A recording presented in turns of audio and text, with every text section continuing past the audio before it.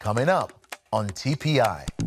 Now, the producers have said you have to show us the big God dance, right? Okay. So if you don't mind, we're gonna do this thing. So, magic is about to happen. All right, Dr. Tim, let's do this thing. You ready?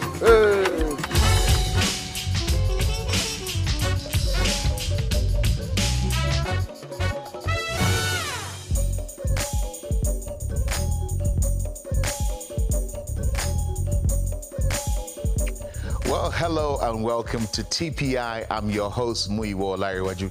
Can you believe it's only our second show in our Virginia Beach studios since 2019? Man, it's great to be back home with the family.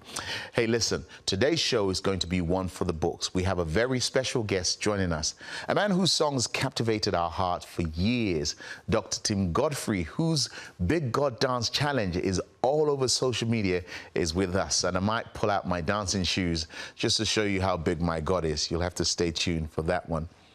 But first, you might be familiar with the verse from Proverbs 3 that says, "Trust in the Lord with all your heart, lean not on your own understanding." Many of us, trusting God can be a challenge, especially when life hits hard. TPi producer Melissa Reany shares how she learned to remain anchored in her faith despite the uncertainties she faces. Take a look. As a child, I had the privilege of spending a lot of time at the ocean. I've always felt very close to God here. When I was a little girl, I remember this time when my father and I went swimming. It was at a natural tidal pool, and that day there was no one else in the water. And the water was pretty rough. It's like these deep ocean waves that come crashing into these natural rocks and then they flood out again. And I was standing at the ledge looking at him, and he opened his arms and told me to jump. And when my father tells me to jump, I jump. He didn't actually think I would. I jumped in and that water was rough. He fought to get both of us out of that water, but he did, and it all was fine. And the other day I was standing there getting ready to swim again, but the water was really cold, and I started thinking of all the waves and the cold, and I was overthinking it so much that it took me a really long time to jump in and swim. And when I was younger, I didn't have all of these thoughts in my mind. There's been times when God told me to jump and to take big steps of faith, and I took them without any fear, without really thinking about it, because I trusted Him and I knew that His heart for me was good and that He had big plans and purposes for my life. And I've gone through seasons where there's been a lot of uncertainty and change, and what I thought my life would look like is nothing what it looks like today. And it really disconnected me from being present in the season that I'm in. I became disconnected from God and from the people that I love. And in my mind, I was always in the future. There's this prophecy in Hosea where God says, "Behold, I will allure her and bring her into the wilderness. I will betroth you to me forever. Yes, I will betroth you to me. In righteousness and justice, in loving kindness and mercy, I will betroth you to me in faithfulness, and you shall know the Lord." When God led the Israelites out of Egypt into the desert, they were headed for the promised land, but He led them to the desert to draw them nearer to Him. And they were so focused on what they didn't have and of just being in the desert that they didn't realize God's provision for them in that season. He gave them a cloud to cover the sun in the heat of the day. He gave them fire in the cold of the night. He gave them food. He gave them water. He gave them everything they needed so that they could connect with Him. And when the time came for the Israelites to actually enter into the promised land, they heard of the giants and they heard of the obstacles that they had to overcome, and they forgot what God has already done for them. They forgot that He protected them from the plagues and the pestilences in Egypt. They forgot that God opened the Red Sea for them. They forgot to trust. You know, as I realized this, it's like in a moment a light went on in my head. That sense of trust that I had when I was a child, when my father said jump, I need to get back to that place where I trust my Father again. I can so clearly see His faithfulness.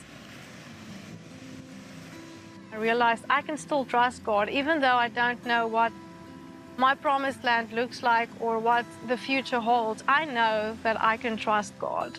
And when He says jump, I can jump. If you feel like you're in a desert season and you just can't see the promised land and you can't see the promises that God has for you, I pray that He will open your eyes to show you the blessings that you do have. And you don't have to wait to enter into those promises, to walk in everything that God has for you. He has joy for you. He has provision for you. He's with you. He loves you. He delights Himself in you. He says, trust me. I pray that you will fully comprehend and know the love that God has for you. Because when you fully know that love, you can fully trust. And when you can fully trust, you can live that life that He has planned for you.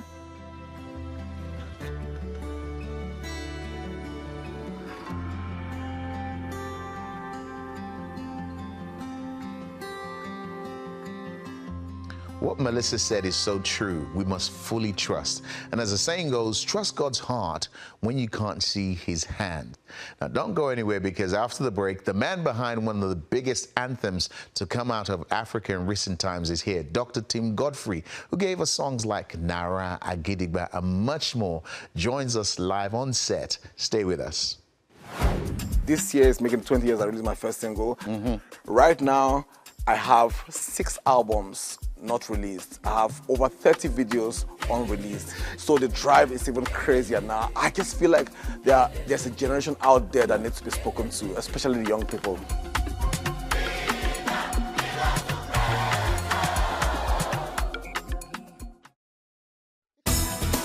Your Turning Point experience doesn't have to end when the program is over. Follow us on your favorite social media.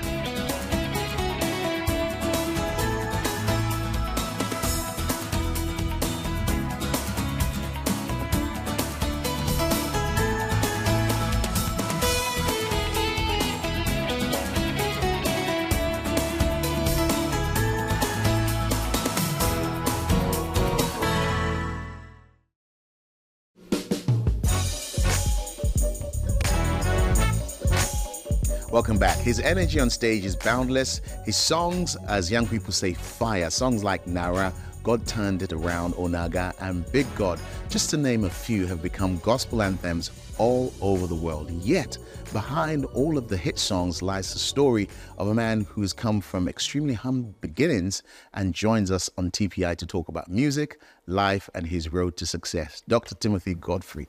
Thank you, Tim, for joining us. Thank you so much for having me. Finally. Indeed, Tim, it's taken us all of 14 years to get here. I don't even know what happened. But our time is short and there's so much to talk about. I know that typically some people will say Tim doesn't have 9 lives. Tim has hundreds of lives because of the things you've been through. But you are one of 7 siblings. I mean, you talk about the whole family living in a room. You talk about your dad being a bus driver and you being a conductor. You talk about the first time you were in the major city, which you lived under a bridge. Yes. For the people who now see the big God moment, they see Whoopi Goldberg, they see Bishop Jakes dancing and all these. Tell us about the early years of Tim Godfrey and paint a picture for us of what that was like. Whew. Okay, so when I was born, growing up, there was no electricity in the place I was born. There was no third road in the place I was born. And so we grew up with, I'm sure Africans will be familiar with this, where you put kerosene in a bottle and put that thread kind of rope and squeeze it into the cover. And that's what we used as our light and lantern. It brings out those black smokes that will cover your whole ceiling. That's what I saw. We slept on a mat. Barely had 2 meals a day. Hawked. My mom was a petty trader and hawked all sorts, banana, coconuts, garden eggs, just around the street selling to survive. That's how bad it was. So what was the first moment of you seeing the future that you have now? Where did you first experience music? Where did you first experience some of these incredible things that you're going through? I think there's something weird about me growing up. I knew there was something different. I could see what people couldn't see. As a child, I had dreams. And then I was in the children's department as it was in Nigeria then, and then there's the adult choir. And every now and then, children were practicing for something. The adult choir wanted me. I was probably like 8 or 9. And I remember the first time I went to a recording studio in Zaria, I couldn't stay with every other person. They put a stool for me to stand on to sing, to record with everyone. That was my first experience. But I've always loved music passionately. I remember using plates and cups to set up drums, set up in my house, and I'll play so much that only me, I just be feeling, I see the audience, I just keep playing drums. One day, I was trying to do something, I don't know what it was, and music was so loud in this one room, and I tried to unplug something, the socket is opened, and everything was a mess in the house, but so I plugged it, my hand went into and it took me up, flung me straight to the door. Yeah.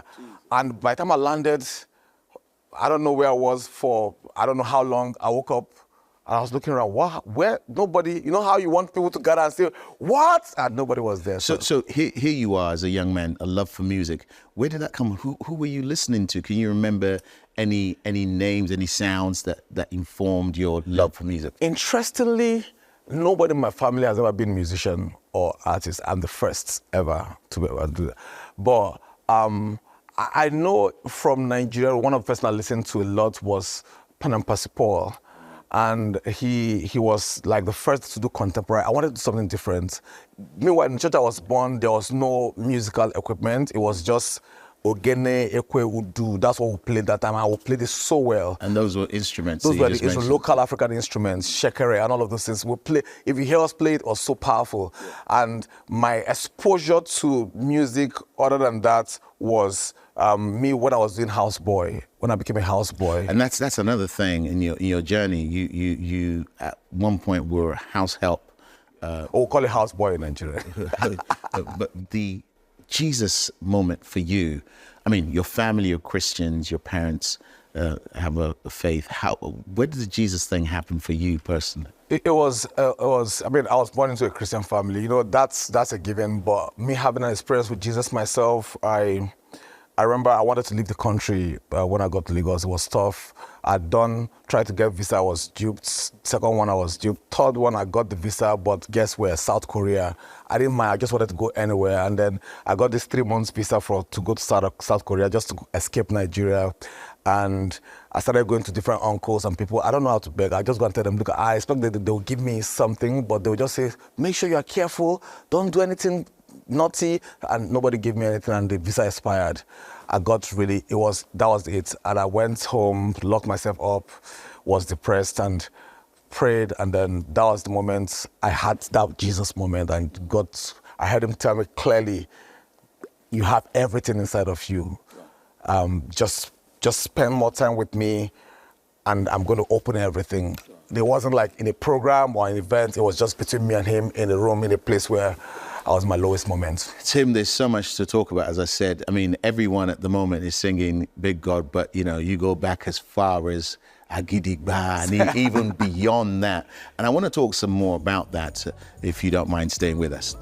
Well, after the break, Tim Godfrey will be showing us some of his Big God dance moves. You don't want to miss this.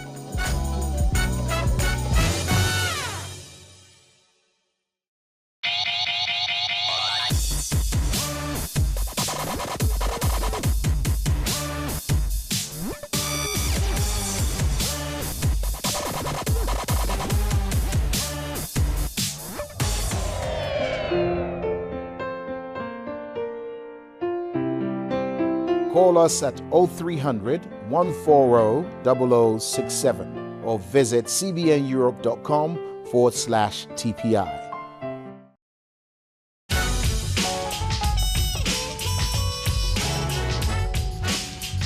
We're still here with Dr. Tim Godfrey. Tim, thank you so much for hanging out with us. Sir. We've spoken briefly about your early years, your journey to now. And as I said, one of the big things the whole world knows about you is Big God, but prior to that, there's a whole library of songs. Do you ever have moments of what we now call imposter syndrome? You know, when you're qualified to be in a space, you have every right to be there, but because of your experiences and looking at others, you think, should I really be there? Because you've talked about living under a bridge, talked about being a house help, but for the last 10 years that I can speak intelligently of, you have been with heads of states, you have been with A-list artists, you've been with celebrities. I mean, recently you were with Whoopi Goldberg and many of the others. Do you ever stop and think, am I supposed to be here? I mean, I think right now, it's my everyday life. Like, how did this, because I literally saw all of these things as dreams before. I mean, it was things that I thought, for instance, having to host Kirk. Kirk is one of the people, a role model. I listened to his music. I learned a lot from his music.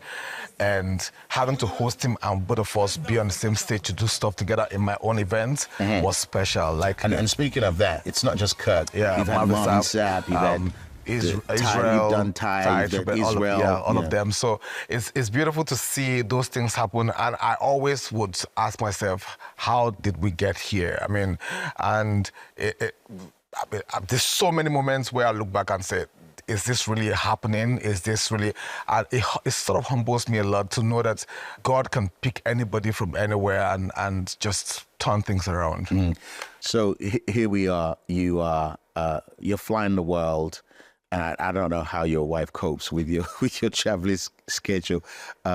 What would you say in your quiet moments keeps you, for someone who's watching you, who has a dream to be where you are, what keeps you grounded and what should they focus on? Because many people will call you, Tim, I know, and say, how can I make this beat? How can I write the song like Nara? How can I do these things? But from everything I know about you, it's not music first. There's something else that's the foundation. What would you say to that young man, that young woman who has a dream to be where you are now as to what they should be doing, what they should focus on? I mean, we've always said this, that you'd never, if you're looking for a big song, if you're looking for a hit and all of those things, you are going to struggle. Music, I see like a woman, she has to gain trust from you. That's number one. You can't just jump into it. I say it's marathon, it's not a sprint. I was saying to you yesterday that if it's a sprint, then you come up quickly and do well quickly and then end quickly. So, but for me, it is just your passion and love for God. How much I actually prefer to stay in a space where I can spend time with God. I mean, I don't go to God as a provider. I know he's a healer, but I don't go to him as a healer. I just want him to be my father. I want to spend time with him as between a child and a father. And in those moments, everything happens. That's one key thing. And then the drive I have had from day one, every year it increases. Anybody that's thought I was very driven when I was starting 20 years ago. I mean, this year is making 20 years I released my first single.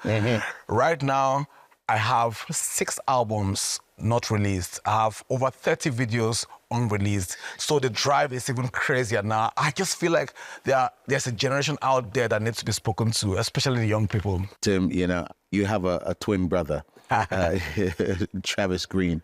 One of the big introductions for Travis to many people in Africa was a song called Nara, which you wrote, which wasn't even on the schedule.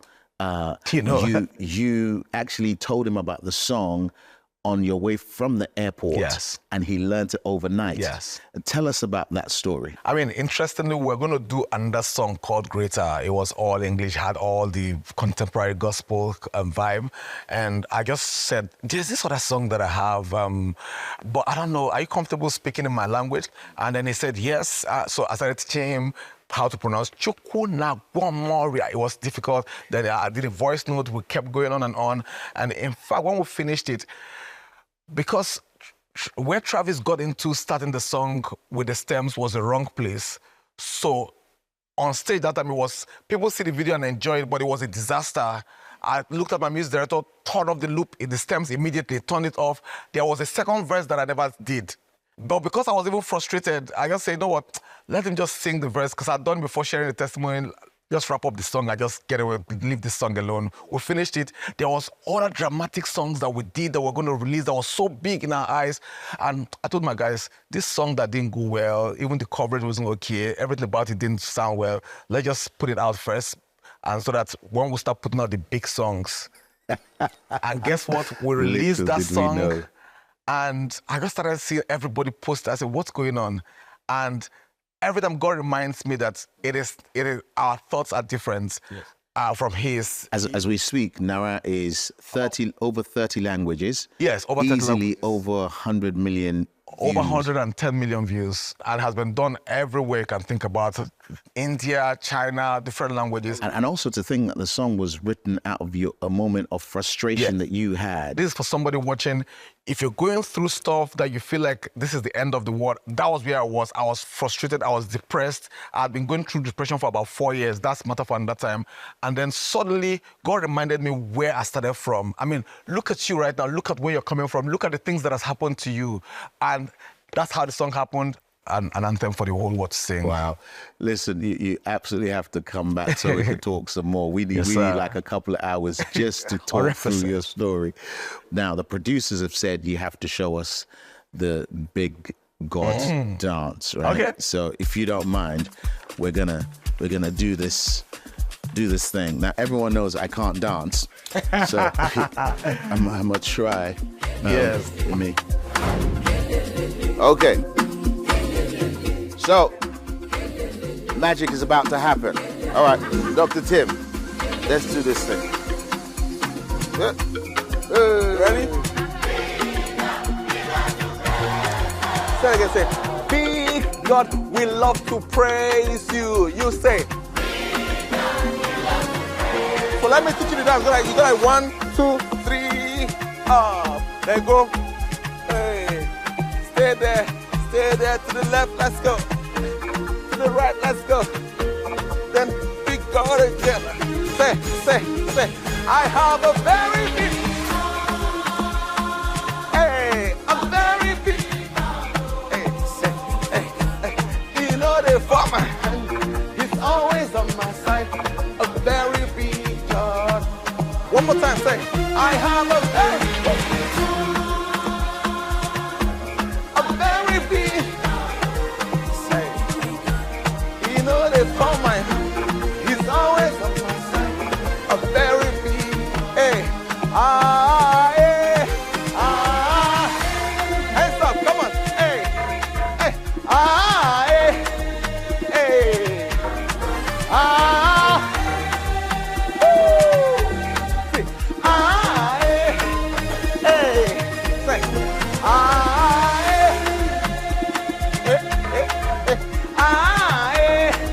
this my God, this my God.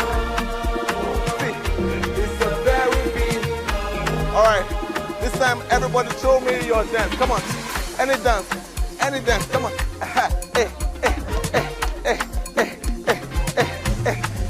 Come on. Let's go.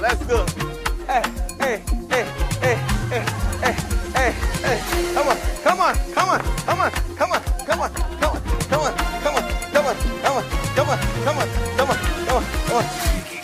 God, big God, hey, big God, big God.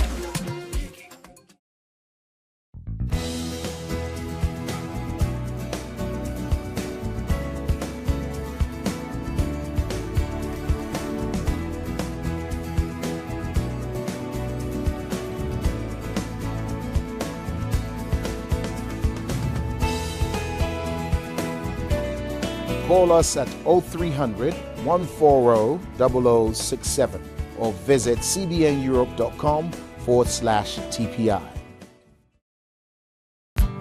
Your turning point experience doesn't have to end when the program is over. Follow us on your favorite social media.